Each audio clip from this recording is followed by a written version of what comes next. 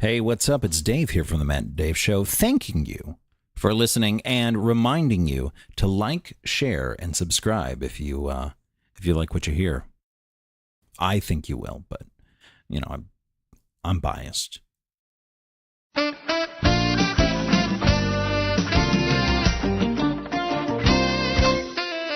He's Dave. I'm Matt. And this is the Matt and Dave Show. Dave is just going to squat the entire time. He just moved his chair. This is the sumo. Yeah, let's not do that. Show. That's not, you're not that big, dude. Your beard might be, but your belly certainly isn't.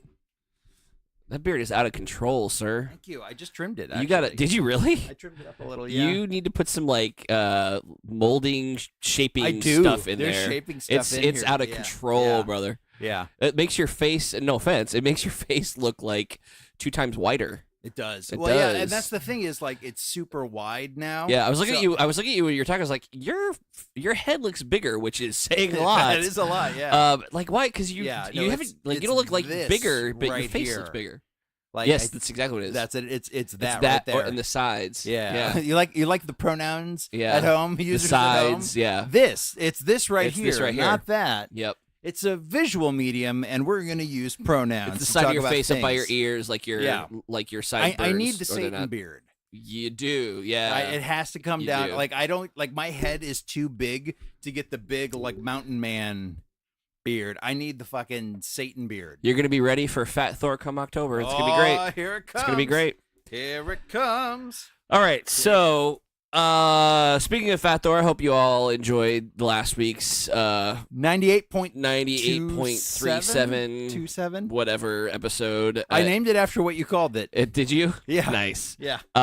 It's just so we could buy ourselves some time to not have to do episode 100 yet. So But you know what though? maybe we'll do episode 99.793142. It was good though. It was good to like be able to like discuss something It is. at length in like a spoilery. It is. I wish we could go back 98 episodes and like put down this like, listen, we're gonna be spoiling shit so we can talk about stuff. Yeah. If you don't like it, we'll tell you what we're gonna talk about, and you can not watch or listen to that Or, show, I and you can listen to the next show. Yeah, but I think doing like spoiler versions of like just spoiler episodes, Right. Not like but on like the one track thing, like talking, especially like a big movie like that. Yeah. Like doing just that one big like we're gonna talk about some shit. Yeah. Watch it after you see But it. we didn't just talk about that. We talked about Spider-Man. We talked about some things like that like take place after that. Right, but they're still spoilers. Sure, yeah, absolutely. Which Yeah. is why I'm saying, like, I wish we could go back 98 episodes, however many years it's been now, Yeah. and say, listen, we're just going to spoil shit because we need to talk about it, Yeah. and don't listen if you haven't seen it yet.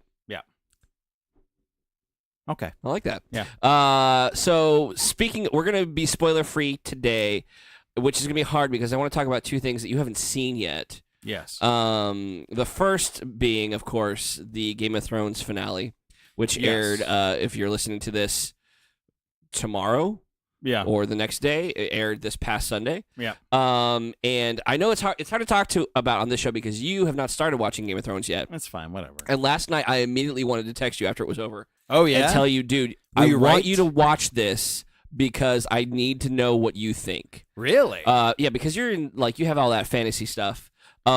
But you're also pretty like fair when it comes to storytelling and all that stuff. And I know that you've seen people are saying on the internet like the writing for That the I've season seen, is awful. And People hate it. yeah, It's so fucking Knives Out for this show. yeah, so well, I mean, for those of you that aren't paying attention or don't know, maybe you're just fans of the show and don't know anything about the books or haven't been following along, but. You know, the series deviated from the books after season 6 because that's as far as Right. George R.R. Martin has gotten. Yeah. Now, I've read a few conflicting things that say, well, he kind of told them what was going to kind of sort of happen, but Right. didn't tell them how to get there. He might not have told them what was going to happen, who was going to live and who was going to die, like what all was going to take place. Sure. But I tend to believe that he didn't tell them like what if he told them how it ended but didn't tell them how to get there, then it makes perfect sense what happened this season. Yeah. So I tried not to listen to a lot of the critics, a lot of the chatter the haters. a lot of the haters, but I also didn't listen to the to the lovers either, because people were just like, it's funny how like internet fandom works. Like you either love it or you hate it. Yeah. And here's what I say about this past season 8. There were some really great things that we saw. Yeah. Some great acting moments, some great character choices, some excellent battle scenes. People got moments. Yeah, I heard like the whole Battle of Winterfell is like really good. Once you adjust your TV settings, yeah. Yeah. Once you like brighten up the picture, you can see everything. Yeah, it's not bad. But there were but even in that, it was really good. However, there's a however to like almost like there's the season, always a but. There needs to be like an asterisk on the season, because there were a lot of bad choices. Really? I feel like a lot of this is the Mark Maguire of Game of Thrones. We spent 7 seasons, and then this last season, it just didn't feel like we spent 7 seasons trying to earn these finales, these moments, and when we got here, they felt unearned. Okay. And I will I tried to ignore the people who were saying, well, the writing's awful, because people will get on there who've never written a thing a day in their fucking life. They don't know anything about writing. They don't know how it works. They don't know. They don't know how fucking hard it is. Right, exactly. They don't know anything about that sort of thing. So I tend to ignore it. But I will tell you that, like, I'm a huge fan of just media and movies and TV. Like, when I watch stories, like, I'm in the story, right? So very rarely, actually, if I say something is bad, it's because it's bad. Like, I get swept up in the story. Like, it doesn't, like, I could be the same fucking tropey stuff that you've seen a million times before. Sure. If it makes me laugh, it's entertaining, good performances, I'll like it. So if I think something is bad, it's because it's probably pretty bad. And there were times during this, and I'm going through this, listening to people say the writing's awful, and I'm ignoring them. But there were times where I was going, well, that doesn't make sense. Really? That doesn't. Well, how is this? And it just felt like really rushed. They're like the logical steps they used to get there just didn't make sense. They didn't make sense. It's like, well, why did we spend 6 seasons just talking about this for you to disregard it completely? And I'll tell you a perfect example of what I'm talking about. In a character, I'm going to be as vague as I can here. Yes. A character is talking to another character, and they have a minor conflict. Yes. And one character says, well, I'm going to go talk to so-and-so, and the other character stays behind and does what they're doing, who this character, we'll call it character A, character B. Character A has a conflict with character B. Got it. And character A doesn't like what character B is doing, and character B says, if you don't like it, go talk to so-and-so. So character A says, okay, I'm going to go talk to so-and-so. So character A goes to talk to so-and-so, and character B stays behind and finishes what he's doing. Yes. When character A gets to go to where so-and-so is, he has to walk up this huge staircase. Right. And character B is at the top of the staircase already. So it's like, How the hell did... Wow. That's exactly what I said. Like, That's how the just hell did he lazy. get up there? That's either lazy or bad editing. Well, and that's the other Which thing is too. oh my god, the fucking water bottle. Now there's a water bottle. First there was a Starbucks cup, and then that last week there was where a gold hand should have been. It was a regular hand that got cut off like years ago. Right. Now we've got a water bottle. It's like, so we're being lazy. We're being like, we're not paying attention in the editing bay. Clearly. Like, what the fuck is going on with season 8 of Game of Thrones? You know what it is? It's Game of Thrones senioritis. Maybe. And this is the other thing too, like summer break's coming up, man. Right. Then we go on to college. And some people are like really pissed off about this too. It's like, you know, I guess HBO offered to do 10 episodes, and the creators were like, no, we're only going to do 6. And people are mad at them for this. Like, people are mad that they said we're only going to do 6 episodes when HBO was going to pay for 10. Right. And like, that's what they want to see. Now, the last 3 or 4 episodes have been an hour and a half long each. So it's like Sure. 4 movies, Sure. right? And not much has really happened in those hour and a half movies. However, I wonder, like, how much of this was how much they had to pay the cast. Did the cast want to do 10 episods? Like, are they all ready to move on? Probably, maybe, I don't know. It's an expensive show. It's an expensive show, like some of them probably got paid $1 million per episode, and some of these episodes were really big and epic. And that was the other thing too, that the world felt smaller. We spent 7 seasons exploring this world, and then all small. Like, you could get from one place to the other. We used to be like a whole season.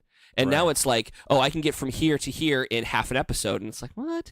And the most exciting things that happened last night happened off screen in between a time where we just went to faded to black and then woke up and it was months, years, I don't know how much later it was. Really? And like that was the more exciting stuff. It's just like I spent last night going, that was I mean, it was safe, it was predictable, but it's also uncomfortable, which I guess is good.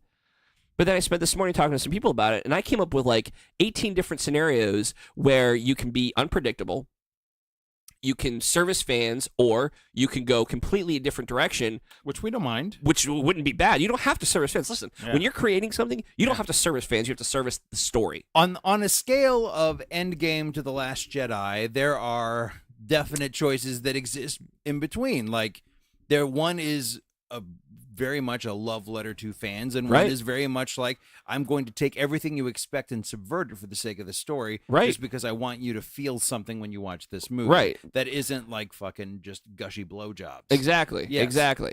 So service the character, service the story, and that's the problem. I think people feel like the characters weren't serviced correctly. They just weren't. They didn't earn their endings. Their endings were not on the trajectory that we have for the past 7 years, and everything was just given, and it didn't feel right. It didn't feel right at the end. Do you feel like it was a little rushed? It definitely was rushed. It definitely was rushed. But there are a lot of questions, and there are a lot of questions. There are a lot of things, and I wonder how much this hurt because they didn't have the books to go on anymore. And I also wonder how this will affect George R.R. Martin's finale. Like, there are a lot of people who are pissed off with the way that it ended and who ended up being in charge, or peoples or persons in charge, who they are, right? Right. And I wonder how this affects the way that he's writing it. Like, so here's my thought. I think people being disappointed in the ending is a huge boon to him. Okay. Huge boon. Because he'll be able to see, like, he can be like, oh, this is what they did? Well, I will do not this. Right. But if he did tell them, like, this is what I wanted to happen, then that's what's going to happen in the books. There are already people out there going, oh, I'm never going to read the books again. Like, this is fucking awful. And I say, like, actually... Hey, you weren't going to read the book to begin with. Actually, you know what I say is, like, now that I've seen this story played out the last 2 seasons, like, I'd much rather go back and read the books and read them all. Right. Once he's finished with them, if he ever finishes them. God, man, I swear to God, the biggest ball drop in fucking media history is going to be when that bitch dies and nothing ever is completed. Yeah. But like, I'd be very interested to read. And I guess there's more to the books, obviously, than there are in the shows. Yes, which is so. There's a little bit more like the thoughts and motivations. Not just thoughts and motivations, but the supernatural aspects of some of the stuff that we deal with in the show. All right. That felt disregarded at times. You know? Well, again, that's just the way these things fucking work. Right. It's not the books. Like, as a guy who loves books. Right. Who is staring at a monument to books right now. Right. Yeah. But that's not the problem with books, this. That's not the problem with this. Yeah. It's not the problem with this at all. It's just the fact clearly that, not the problem with this because there's no books for it to not be. Yeah. It just really did feel like we spent 7 seasons building up. Listless? Did it feel listless? Yeah, I'd say that. There's a lot of them. Like, again, like, I'm not sitting here saying Game of Thrones sucks. Sure. I'm not even saying season 8 sucks. Sure. I'm saying season 8 under-delivered, and it had nothing to do with the high expectations we all had. I don't think you can discount high expectations while calling something under-delivering. No, but that's the thing. That's why I'm uncomfortable here today. It wasn't because I had, like, I can accept what happened. Sure. I can accept who ended up in power.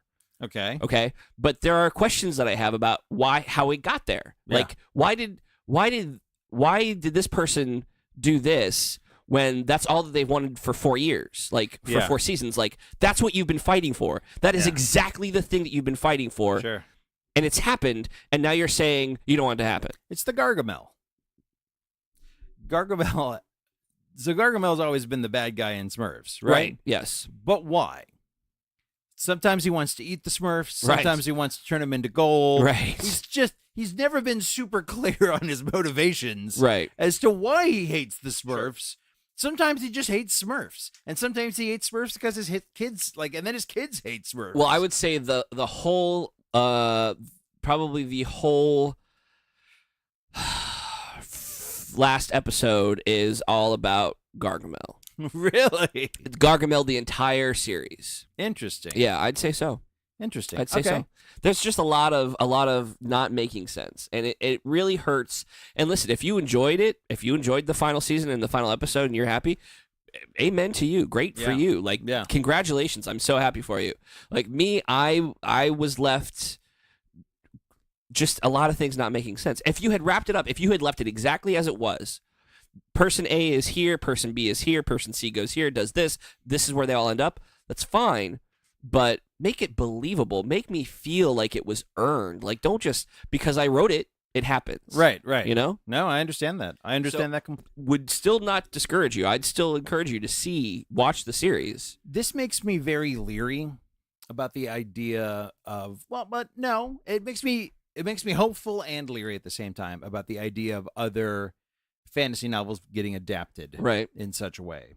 Because, like, and again, I guess it goes both ways for each of them. Like, even the Lord of the Rings, like, I thought the Lord of the Rings movies were wonderful. I thought I do too. The Hobbit was too much. Too stretched out. Mm-hmm. Like, when you add things into that book, like, if the book isn't big enough for you, there's an issue. Well, like, just make the book. Seriously, like, the Lord of the Rings trilogy is 3 fucking huge books. Yes. The Hobbit is one book. One book that's 3/4 of the size of one of the smaller books. I could have and you seen still that being managed to make 2 3 movies. I could have seen that being could have been 2 2 movies. It could have been a really, really faithful, like, right from the page adaptation in 2 movies. Yes, you know, it like, really could have. Like, you could have written verbatim exactly what happens in 2 didn't movies. Need fucking didn't need 3 movies. the elf in there. I didn't need that shit. No. That's not a thing. That's not a thing that you happens creating at all. characters, creating love stories, it's just not necessary. No. It wasn't at all. As long as you keep Billy Connolly in there as a dwarf, I'm perfectly happy. Right.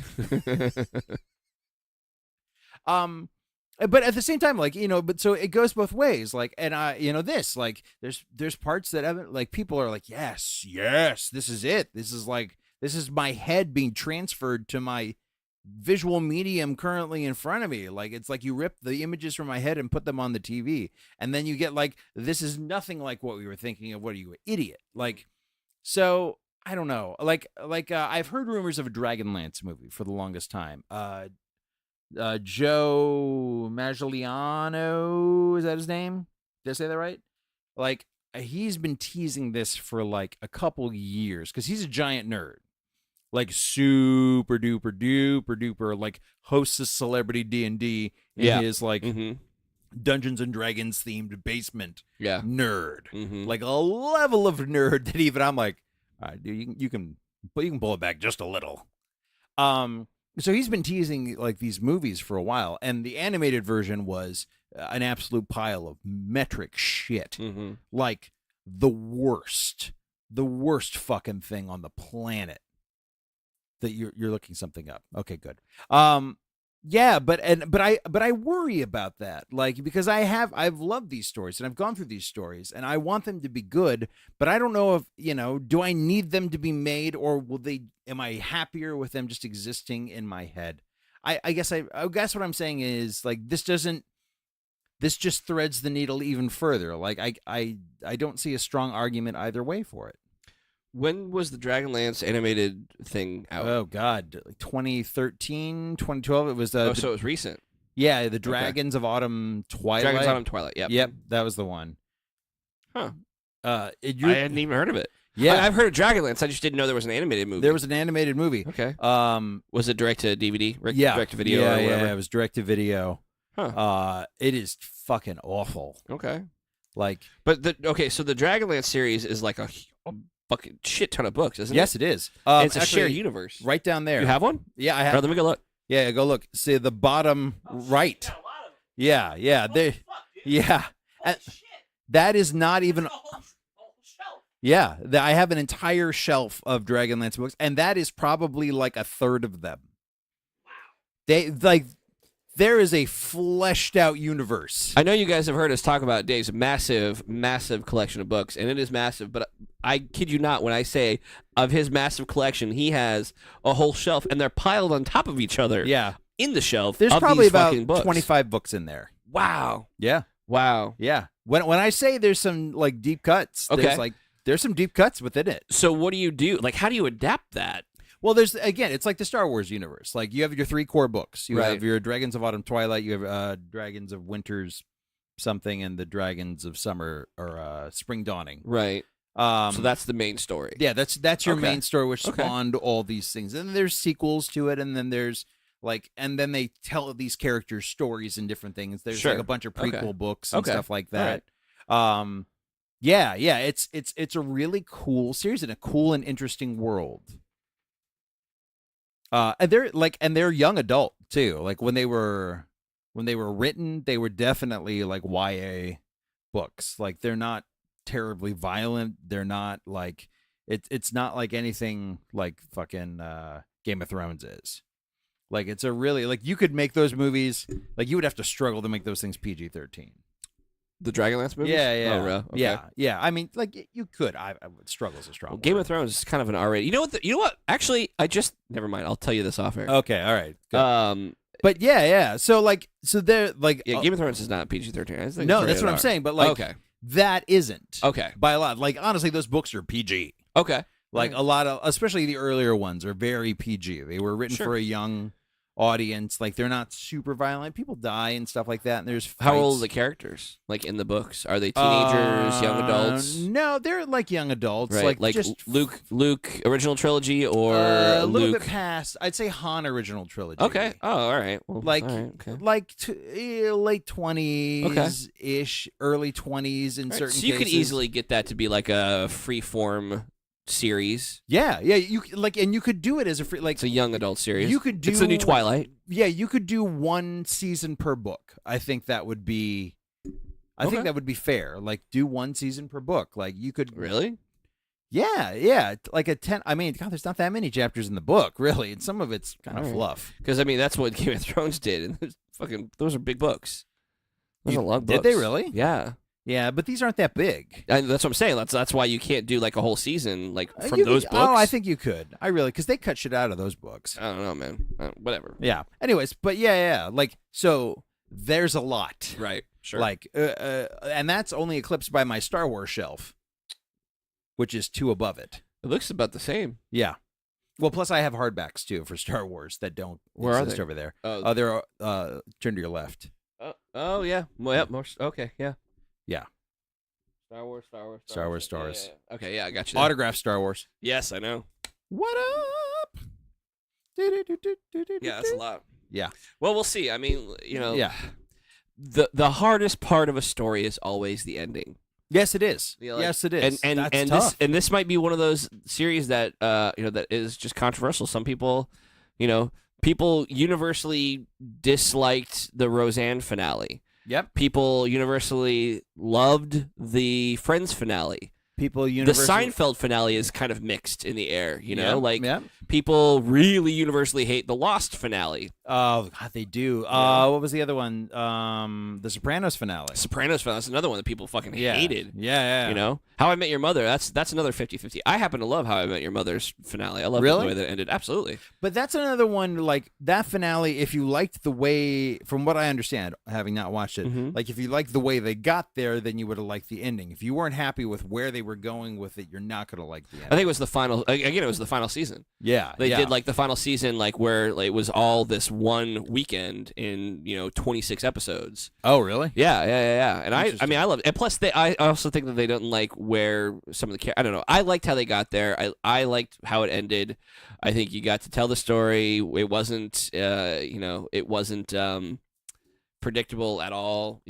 Couldn't see where it was going. So, do you think a bad ending? And I say this as a person who has. Does a bad ending make a bad show? No. Oh, okay. No, that's not my. Because that's a question that's been asked around the internet a lot. Yeah, and which is a good question to ask, and we'll come back to that. But I want to ask this to you specifically because I know it has like a fucking space in your craw. Yeah. Is a bad ending worse than too early?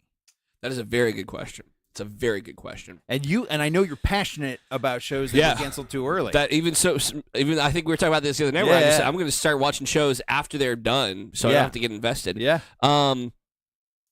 I'd say I'd much rather have a bad conclusion. Really? Than no conclusion at all. I disagree. Yeah. I mean, like, I will take fucking the 2 seasons I got of Underground over whatever bullshit conclusion there was to fucking How I Met Your Mother or any, like, you know what I mean? Any of the bullshit's right. No, I got you. Yeah, like, because that was good. That was great fucking television. Right. And I am seeing it, even though there was no conclusion. But there's also, if you want to throw into there too, like you could throw in, well, what about a show that just fucking goes off the rails and it just turns into a horrible show 8 fucking seasons in and still going, you miss it, like Walking Dead. Like, I haven't watched The Walking Dead in like 2.5 seasons, and I didn't give a fuck anymore. Like, but dude, I was Walking Dead every Sunday. Like, yes, it's coming back. Oh my god, I can't believe this is great show on television. And then I was just like, I don't even know what's going on now. Like, I don't even know who's there. I don't either. I'm fucking, like, there's spin-offs and people are flying away in helicopters and they're... Really? I don't even fucking know anymore, man. I don't care. I do not care. It's one of those things where, like, I probably won't even watch it when it's all said and done and available on Netflix or whatever is going to be streaming at that time. I don't even care. I don't care enough anymore. The character, like, I think that... Listen, I really believe that if you don't limit yourself, if you don't sit down when you create a television show and create your Bible and say, this is it, this is the story that we're going to tell. Didn't they do that with Lost, though, and it still bit them in the ass? That's what they said, but that's bullshit. There are too many fucking questions. Like, if that was the ending they wanted, that was fine, but they didn't get there. They like sprinkled in these other little fucking things that they like to add mystery and drama, but had nothing to do with the fucking conclusion or the story or wherever they were going. Okay. Like, that's bullshit. You know, that's bullshit. All right. But I forgot what I was thinking. Oh yeah. So if you don't have that Bible and stick to it, sure, you know, and say this is where we start and this is where we end. Now you can sprinkle things in there, sure, as long as you find a way to serve your story and get to the finale. I wouldn't especially if like you have a character that kind of takes off and stuff like that, like your Andy Dwyers or shit like that, like characters that you were like, no, he's like a 2-episode character. Yeah. Can you imagine if someone like just kept him to like a 3-episode character like he was supposed to be, like? What were we denied if they had stuck so much like militantly to their guns? But you see something and you adapt and you incorporate. And see, here's the thing too about this. So I was talking more about like when you have a serial, when you have a Game of Thrones, when you have a How I Met Your Mother. Yes. Like when you sit down and say, hey, this is a show about How I Met Your Mother, and we're going to tell you the story about How I Met Your Mother.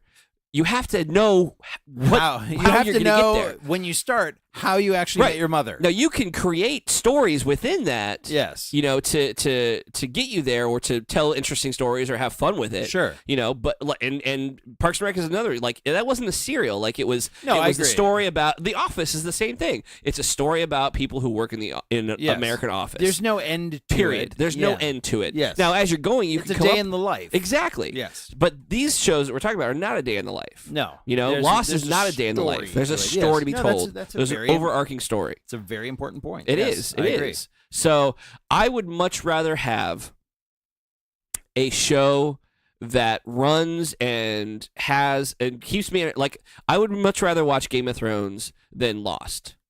Okay. I have no desire to ever watch Lost again. Wow. I would watch Game of Thrones again because there was a lot that happened and there were a lot of good performances and, you know, not for nothing, but I'll give the final season another shot, maybe 1 year or 2 down the road. All right.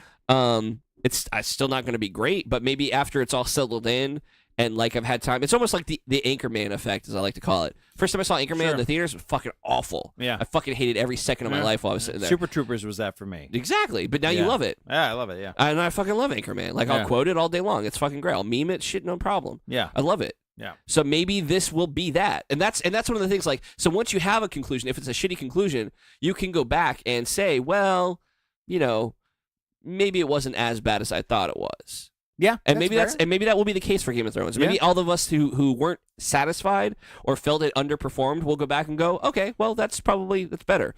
But things like Lost, shows that that just lost you. See what I did there? I did. 2-3 seasons before it even ended, you can't get. You're not invested anymore. At least with Game of Thrones, I was invested up until the last second. Okay. I mean, last 20 minutes. but still, that's not bad. Right? I'd much rather. So I have that. I'm still waiting to find out what's going to fucking happen on Carnival.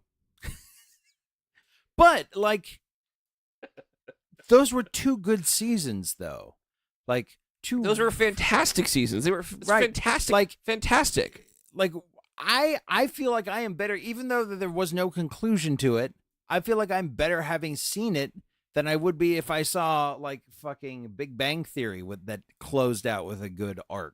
Like, you know what I mean? Did it close out with a good arc? I don't know. I don't give a shit. I don't even know what happened in the finale. I don't know either, honestly. I really don't. I know one thing, like the elevator finally worked. Oh! Yeah. Oh, well, oh yeah, I guess we should probably see that coming though. Yeah. That's one of those things that's like the fan service thing. Is it? I Yeah, had no I idea. think so. I've never watched an episode. Like, Well, but it's like one of those things where that's one of the overarching things. Like the elevator never worked. yeah, no, I For mean, 12, I understood. 12 seasons. Yeah, 12 seasons. It never worked. Yeah. You know, like, all right, so it's gonna finally work. That makes sense. Yeah. I get it. Yeah. You know, like Sam saying we're closed at the end of Yeah, Cheers. yeah, like, yeah. That makes okay. That's nice little fan service. I get it. Yeah. You know. Yeah. There's all kinds of things like that. Yeah. Still, one of the best fucking finales ever has got to be Right. Cheers. Well, Cheers. Oh. Yes, but I was thinking, was it Newhart or the Bob Newhart show? Newhart, I think it was. It was because the Bob Newhart show. Yeah.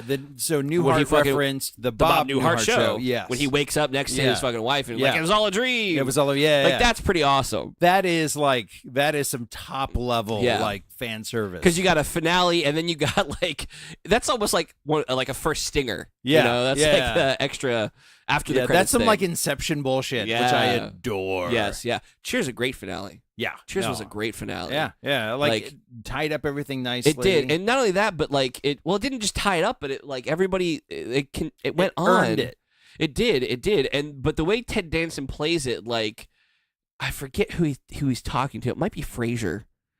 Or no, it's Norm. It's Norm. Norm's the one who points out like who the love of his life is, and the moment that he like Sam has with like he's trying to figure out what he meant by that. Right. And then like he looks around and he like touches the bar, and like just that subtle like moment. Like I think, I mean I got it right away, but I think like he really showed us. Ted Danson showed us what that meant, what that exchange between him and Norm meant. Like the bar, Cheers, was the lady, was the love of his life. Yeah. And then the sorry we're closed. Like that's a fantastic ending. Yeah. You know? It's wonderful. It's absolutely wonderful. And that's 12. They were on for 11, 12, 13, I don't know how many years. Yeah. They but they held it together for that long too. But there wasn't like this big episodic story that they were trying to tell. It was a big day in the life type of thing, which I will give credit to, that gives you a lot more leeway. It does. It really does. Yeah, I think that but even still, you look at Roseanne. Roseanne was that was a shitty ending. People really did not like that. Yeah, that I mean, like but that was. But again, people didn't like that last season Where they as were rich. well. Yeah. Yeah. So it was almost like they wanted to tell that last season as like a I don't know, show what. And that's the other thing too. Like a lot of series now like want to show you what happens to the characters in the future. Yeah, the Parks and Rec. I dug what they did with Parks and Rec though. Like that was cool because it kind of related back to what they were doing. Yes, gave you like closure with all of them without having to like suddenly close it like Game of Thrones did. Yeah, like because you don't have to close it in the present; you can close it in the future. Right, and like, it's still not it even puts closed. It's time in between those two things, which I like. Mm-hmm. I agree. I agree. And they did it in a fun way. They did. Parks and Rec is a great finale. Oh yeah, I think The Office. People dog on the last 2 seasons of The Office without Steve Carell. I dug it. I loved it. I liked it a lot. I did too. I think that Robert California Oh, might be great. one of my favorite characters ever. And the way that he leaves is fucking fantastic. The only thing I didn't like about The Office is the way they treated Andy at the end. Like I really he like was I'm, more of a caricature of I'm himself. glad he exactly like I'm glad that he got like a happy ending. Yes. You know, with the job in court. Spoilers if you haven't seen The Office. Yeah. But with the job, I guess spoilers for Cheers. We're just spoiling everything. Yeah. But like I'm really happy that he got his dream job and he was happy. But like I really felt like it was really fucking shitty what they did to him that last season. Yeah, the last couple of seasons. But I mean, isn't what like it's what the show did to him. He really did turn into like this like laughing stock parody version of himself. But again, like it was like they were leaning on his what was that movie? Hangover. His Hangover character. Yeah. Like oh my god, the Hangover thing's wildly successful. Let's just put a lot of that Hangover. Well, I think it was just like his name at the time too, because he was one of the bigger stars. He was the bigger names now, yeah. Yeah, like after, he was after the Hangover movies. Yeah. You know, and then after that, like he hadn't really had any good movies. Yeah. Unfortunately, well, no, he's had some good like smaller movies. I've seen he did that one movie with Jason Segel. I forget what it was called.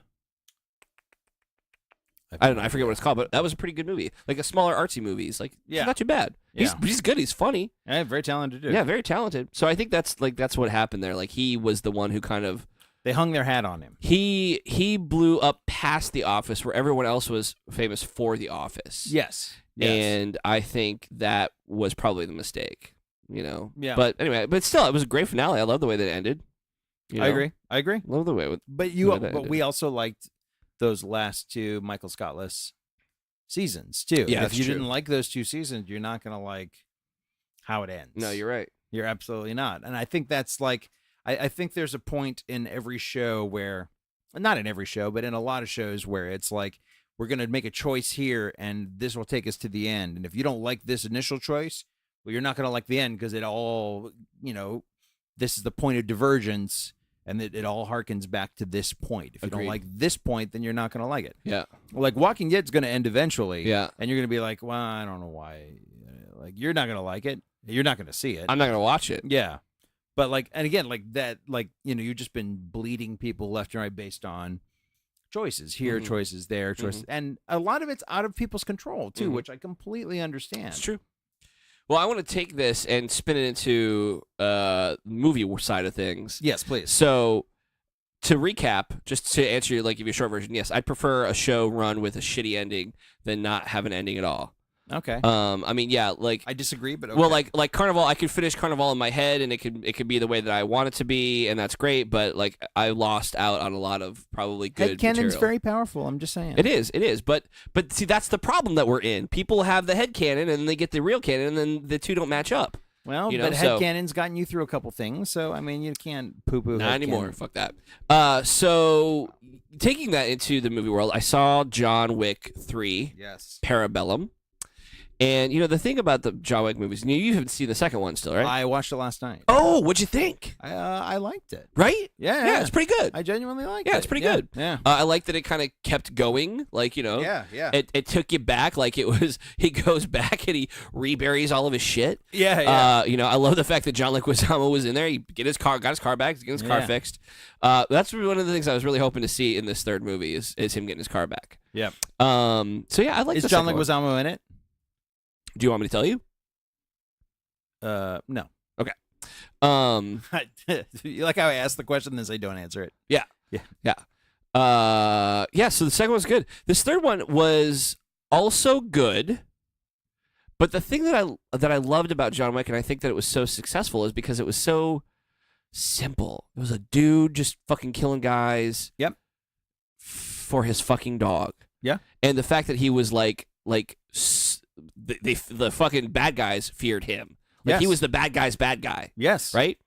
And now, like the second one, it was we got a little bit more in the background, but we understood who John Wick was a little bit. Like he was the boogeyman for the boogeymen. Yes. So it was, but it was still good. And this one opens up the world a lot more. Yes, because I was about to spoil part of John Wick 2, and I won't. Yeah, don't do that. Yeah. But it opens up the world a lot more. Yes. Almost to a fault. You think it was too much? I think this third one, I mean, you can tell from the trailers, the third one picks up immediately where the second one left off. Which is... I mean, pretty much the same place we see John when we leave John Wick 2 is where we see him in John Wick 3, which is kind of cool. Makes sense. Which is fine. Which is what it really set itself up to do. It did, yeah, absolutely. So I forgot what my train of thought was. I don't know. Oh, it opens up the world too much. Yes, it opens up the world too much. So he's on a journey, and by the end of John Wick 2, he's in a certain state within the organization or whatever, and that's what this whole movie is about. Him going on this journey, but he meets all these other people. There's too many other people that he meets and has conversations with, and you discover a lot about his relationships with a lot of other people. And I think we're opening it up way too much. That was too much for you? Way too much. Okay. Way too much. There were too many characters, too many things going on. It's one of those things where, like, I feel like the more open the world gets, the more complex these things get, the harder it is to really stick to what works for these movies. So what do you think works for these movies? The fact that it was very, very fucking simple. Yeah. Dude kills fucking people who kill his dog. Like, it's John Wick loves his wife, period. Yes. Like, the second movie was about him loving his wife and wanting to get back to how it was before he had to go fucking kill people who kill his dog. Yeah. But he's pulled back into it because he got it back into it. Yeah. Now he's dealing with the repercussions of doing that, and which is ironic because the John Wick 2 is him dealing with the repercussions of how he got out. Right. To begin with. Right. So I think like that was like, it was okay, he did this, now somebody wants him to do this, and that's the mission, and then it was easy. Yes. Here there's a lot going on. He's got to do this, he's got to see this person, he's got to go here, he's got to go there, he's got to convince this person to do this. You got to learn about their backstory, you got to learn about their backstory together, their relationship, like who this guy is, there's a lot going on. They're trying to open up what the table. Yes. That's the Yeah, I figured. The organization, like, so they're trying to show you everything, but they're also trying to open it up so they can do spin-offs. Which makes sense. Which does make sense. One of the things that they're going to do, it's already been announced, so it's not a spoiler, is a movie called The Ballerina. Oh, really? And there is a sequence in this movie that has a ballerina. And when you're watching it, if you don't know about The Ballerina, so if you know now, if you're listening and you watch the movie. But if you don't know, you're like, oh, that explains a lot. And you probably leave the movie going, wow, I'd love to see a little bit more of that. Got it. And I could see that too. And it fits kind of in this movie. It does. It doesn't feel like it's forced, but it's one of those things that I really wish I didn't know about John Wick. You know what I'm saying? And then you have, Halle Berry's in this movie. Yep. And she's awesome. Yep. And I'll tell you, I would just watch Halle Berry and her fucking dogs kick ass for 2 hours instead of anything else. Like, that's all I needed. Like, I really wish there was more of her in this movie. Yeah. Okay. She had a great arc. She had a great backstory, a relationship with John, like where she fits in all this. I wish they would have brought her in earlier. I wish they would have brought her in more. In the second one? No, and more. Like been more, because I feel like he started off as a lone gunman. Yes. And now he's got buddies and partners and team ups and things. Yes. And just too much. Let's just pull it back a little bit. Well, when we go for John Wick 4, just kill some people. Let's just send him out. Well, that's the thing. Like, that's what once you give him people, you can kill those people off, and then you get the lone wolf story again that you really wanted to begin with. Yeah, but you never get the sense that he is like tight with those people. Interesting. Well, that's not necessarily true. I don't want to say too much because I don't want to get I away. understand. But I mean, it's still good. I still enjoyed it. Yeah. It's the movie that beat the Avengers. I saw that. Which like is very awesome. This third one made like twice as much as the second one did in its opening weekend. Yeah. Yeah. So I mean, listen, and there's going to be a John Wick 4. Well, because the world building in those movies is so good. In the John Wick movies? Yes. Yeah. It is. Yeah, the world they've created is fantastic. Yes. But I almost wish that there was less that I knew about this world, and maybe you could, if you want to do a spinoff, then do a spinoff of that. Yeah. Use the ballerina and then have that be talk your... about the world. Talk about the let world. the John Wick stories be the John Wick stories. Let John be about his dog, his wife, and his fucking car. Yeah. I get it. Anyway. But it's still good. It's still good. Oh, yeah. I'd still recommend it. Still go see it. It's a great installment.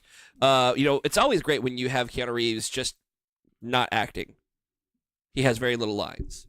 Yeah. I think that's the key to this. I will say, though, that I've noticed he's been doing a lot of press. Yeah.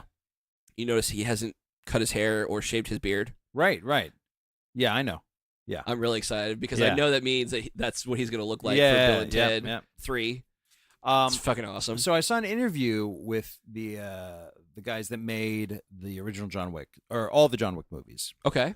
So Honest Trailers, shout out to Honest Trailers. Always a fun watch.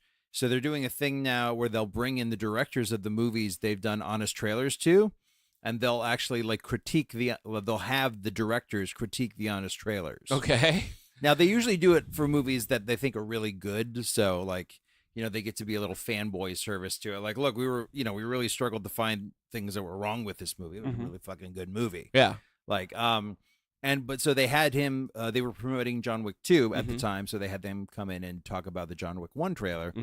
And as they were busting through the tropes and stuff like that, they were explaining why they made these choices. And it's a fascinating interview because, you get to see people calling them out on their shit, or just directors in general using tropes and shit, and then explaining why they had to lean on certain things at certain times. And stuff like that. Like the dog killing one was something they fought for. They're like, you don't kill a dog. You don't kill pets. You don't do that. You don't do it in movies. Like the studio was vehemently against it, and they fought tooth and nail for it. They're like, yeah, it's a little cheap, but I think people will really, they'll relate to it. Sure. And he's like, we had no idea that it would be like, yes. It's like, that's like the driving force behind it. And people just clung to it immediately. Like it is the cheapest, most basic thing we could have done. And it worked. It completely worked. Now you can't do it again, but that initial thing, and they talked about the world building, and a lot of it is they based it on their stunt work. So they were both, stuntmen to the point where they loved doing John Wick, but they immediately took second unit jobs after filming John Wick because they're like, all right, well that adventure was over. Let's go back to our real lives and shit like that. Like they had no idea. They didn't think it was going to blow up the way it was. They just thought they got to make a cool movie with Keanu Reeves and shit like that.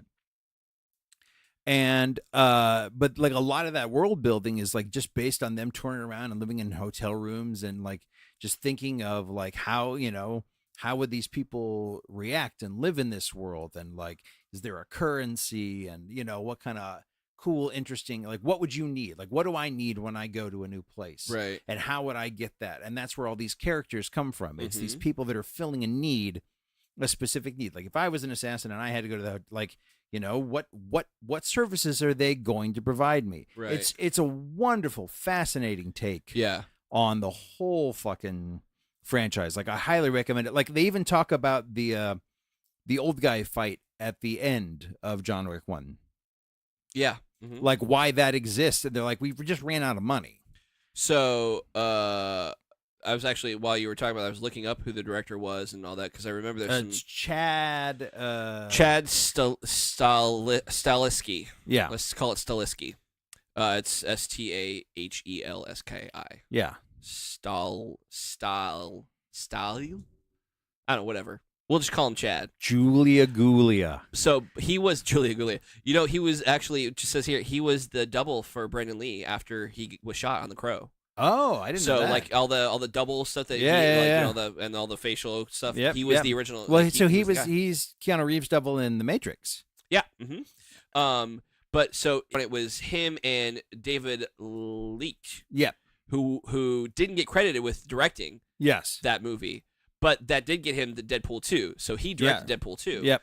But there's a thing that says he and Keanu, if he directed these movies for the rest of his career, he'd be fine with that. Oh, yeah. Because it's so much fun. They get to create their own mythology. The world is wide open to them. Yeah, Lionsgate stays the fuck out of the way. Yeah. Which, if you can find a studio can stay out of your way, no problem. Yeah. I'm seeing a lot of that lately. I'm seeing more studios stay out of the way. And I noticed that it's ever since Marvel started hitting, And that was one of the things that Bob Iger said. Like, he just stays out of Marvel's way. He lets them do their thing. Like, he lets Star Wars, like Kathleen Kennedy, do their thing. Like, Star Wars is gonna be Star Wars. They step in. They step in. You know, they have to make some financial decisions. It's fine. Yeah. But like, they don't get involved. Like, other studios like give you notes and like, well, we want to see them do this. Like, the president's calling you with notes about the dailies. Right. Exactly. Yeah. Exactly. Like, they stay the fuck out of the way, which is great.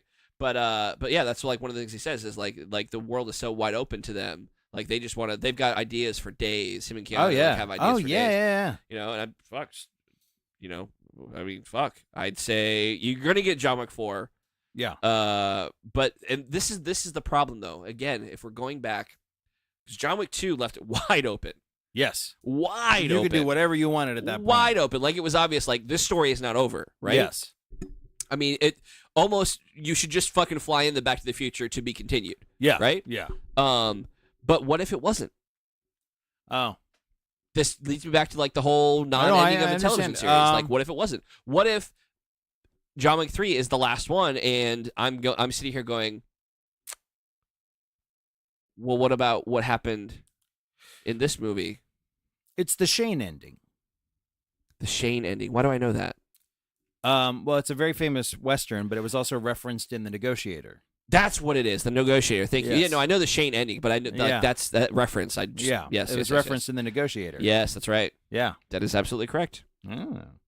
Very It's why I host things with you. Woo! He knows some stuff occasionally. Do you really? Occasionally. That was a very important caveat in that statement. Yeah, that was a good one. That was a good reference. But really, it is like, there's certain things that are just kind of ambiguous. Like, if John Wick 2 ended the way it did and I never got to see another one, I would still be grateful for what I got to see. I would be grateful for what I got to see. Sure, yeah, absolutely. Listen, I'm still grateful that I got to see 2 kick-ass seasons of Carnival. Yeah. I'm just pissed as hell. I agree. That I didn't get a conclusion. Bad or good. I didn't get a conclusion. I feel that way about a lot of shows. I feel that way about The Riches. I feel that way about Underground. Which is why I don't watch it until it's done. Yeah, but you're still deprived of seeing fucking Riches, which is amazing, and Underground, which is even more amazing. But then I'm wondering about all these characters. Like, it's just... They're fucking characters, man. Let them go. No, I can't do that. What was that show that Robin Williams was on right before he passed away with Sarah Michelle Gellar, right? Yeah. I don't remember the name of that. That show was good as shit. Was it really? Oh, so good. Yeah. And there was... This is a while ago. Yeah. This was 3-4 years ago, maybe? Yep. And there was a girl who told me I should watch it. And of course I was going to watch it. Because this girl told me to. Because girls. Exactly. Yeah. I get it. So I watched it, and I was like, "Fuck you! I hate you for making me watch this because it was so good." Yeah. And it was after he passed away. So like I knew. Oh, you knew. But we didn't know if like I don't think the show was canceled at that point. They didn't know if they were going to right exactly. It or not. So I was like, "Listen," and I told her about my Carnival rule, and she's like, "Watch it, trust me." And I was like, "All right." So I watched it, and I fucking hate that person now. Really? I don't hate her. No, I know, but I mean, like, we're still friends. But that was a deal breaker for you, like you don't. I was mad because I was so hooked. I was so into it. Sure, like, and you I just got drawn into the world. And you just told me what a good show it is. It's a great show. Yes, it's a fantastic show. Well, now you have that experience that I will never ever get a conclusion for. Yeah, like everything that has a beginning has an end, except for shows that get canceled way too fucking early. You're so black and white. I am really not. You are when it comes to TV. I am really not black and white. Ugh. Anyway, so let's go back to John Wick 3. Okay. So you liked it. I did. I liked it a lot. Okay. I'd watch it again. All right. I'd buy all 3 movies on fucking Blu-ray. On VHS? No. I'd buy them on the VHS. They don't even make VHS. I'd buy the Laserdisc series of those. God, I remember Laserdisc. I do. All right, because I am excited. To see it? To see it. Yeah, you should be. It's good. After the second one, I am very excited. Yeah. I heard that it left it open very much for a sequel. Wide. Yeah, like super wide open. Yeah. Like to the point where the person also made the face you just made when you told me about it, the exact same face. Yeah. Like, they made it. There's going to be a sequel. Yeah. Like, we get it. It's heavy-handed. Like, I feel like you can end things and still make a sequel. Like, there's still things that you can do. You don't have to leave it open. You don't have to leave question marks. Like, Sure. Stranger Things is a good example. And God, after Game of Thrones, I'm scared to death for Stranger Things. But Stranger Things is a good example. Like, it could have ended at the end of the first season, even though they had that little like flash. Like, you could end it. You could end it after this previous season. Could have ended.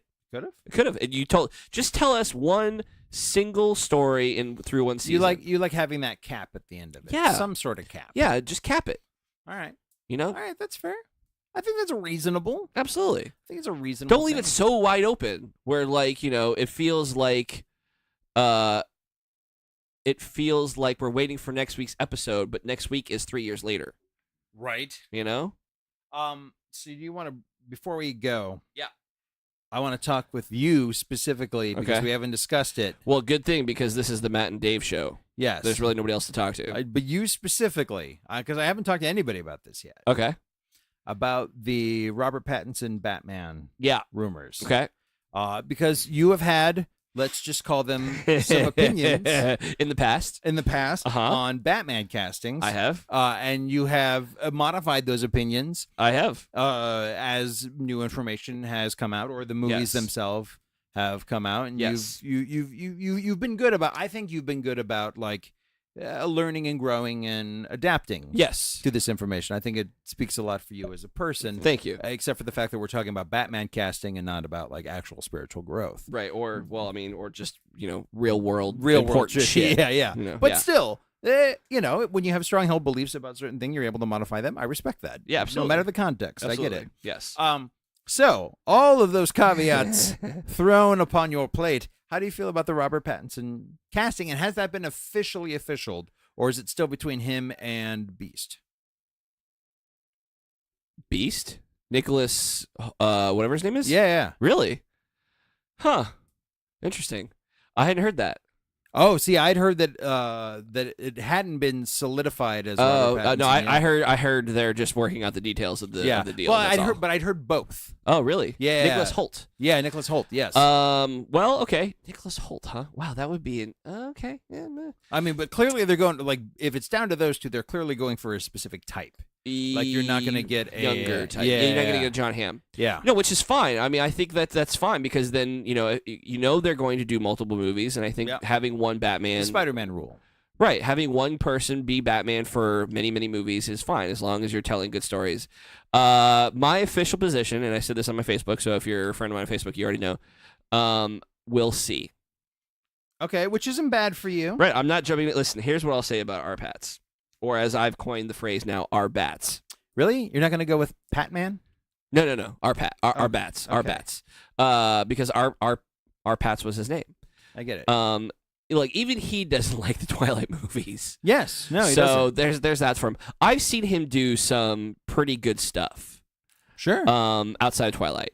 I've seen him. There was that fucking World Trade Center movie that you didn't know was a World Trade Center movie until the very fucking end. He wasn't bad in that. I've seen him do. I mean, he was not bad as Cedric Diggory. That was fine. That was good. He was fine. Diggory, he wasn't bad. Like if you just see him as the sparkly vampire from Twilight, then you're automatically gonna go, "What are they fucking thinking?" Right. He wouldn't be my first choice based on looks alone. Like he just doesn't look like a Bruce Wayne type. And really, that's the key to being Batman is nailing the Bruce Wayne. What is a Bruce Wayne type? A Bruce Wayne type. Would be like a John Hamm, like a I can't think of any. I don't even know. I have to put some thought into like who I would cast as Batman. Anyway, he wouldn't be my first choice. But I've seen him do some good stuff. Okay. There's a movie that he's in right now, or that's coming out with Willem Dafoe, where they play period lighthouse dudes. I don't know what the fuck. I don't know. Yeah, but he's getting some major praise for that. Like his performance. Yeah, absolutely. Him and Willem Dafoe. I mean, yeah. So he's getting major praise for that. I like Matt Reeves, the director. I like what he said so far about what he wants to do to the story and take the character. I like all that. So listen, I bashed Heath Ledger. I bashed Ben Affleck. Everybody hated Michael Keaton's casting as Batman back in the fucking 80s. Like, how is Mr. Mom going to be Batman? Exactly. Like, like that's how is fucking, glittery vampire going to be Batman? Well, listen, let's just wait and see. I have faith that Matt Reeves is going to do a fairly decent job. Yeah. So let's see what happens before we throw. My only thing I would say is just let's bulk him up a little bit. Let's give him a little bit more muscle so he's not like a scrawny dude. What if they did it more like a year one type of thing? I don't need a year one type of thing. We have Batman Begins. Don't do that. Don't do an origin story. I don't need to see it. I don't want to see it. I don't want to see an origin. Just jump right in. Fucking, he's a detective. Tell me that fucking detective noir story. Okay. That's it. That's all I need. All right. You know, or fucking tell me the Robin saga. Like, tell me that story. Yeah. Properly. Not as in the fucking Chris O'Donnell 30-year-old Robin. Like, I want to see, you know, like, seriously, like, tell a detective story. Like, let's show Batman as he's tortured and, you know, like, alone, and then he, you know, has this fucking kid. And let's show that. That's a dynamic. I've said this a million times on the show. There's a dynamic, there's a story that is so interesting to Batman's history and that has never been explored. Yeah. Like fucking Batman as a parent / big brother / you know, living through somebody else, like trying to make sure he doesn't make the same mistakes and sure. Like seriously, like that's what we want to see. Having no real parents, but yet having to parent. And seriously, like I think with the next 10 years we do 3 Batman movies, and then in 10 years, the year 2029, we do Batman Beyond, and Michael Keaton will be 70 years old, and it'll be time for old Bruce Wayne. Dude, great. When I saw that picture that came through, yeah. And if you don't know what we're talking about, there was somebody mocked up a picture of like Michael Keaton as Bruce Wayne and Arpes's, Terry McGinnis, yeah. And he's too old to be Terry McGinnis. Terry McGinnis needs to be like a high schooler. Yeah, but like the younger version of him, like, you know, him like 5 years ago, I would have. Like that would have been a great, like, Arpats would have been a good 5 years. McGinnis. Yeah, I think so. Yeah. So we'll see. I mean, I'm not poo-pooing it. I'd say let's you know, the people involved have earned a shot. That's fair. And honestly, that's all. And that's really all this episode has been about: earning your moments, earning what's given to you. Yeah. So that's it. Cool. Yeah. Those are my thoughts. They're good thoughts. Dude, next episode. That's it. 100. Just chill till the next episode. Yeah, 100 is coming up. That's it. We gotta do something special for that show. No, we don't. Yeah, that wouldn't be us, would it? No. All right, we'll see you guys next time. Yeah, later.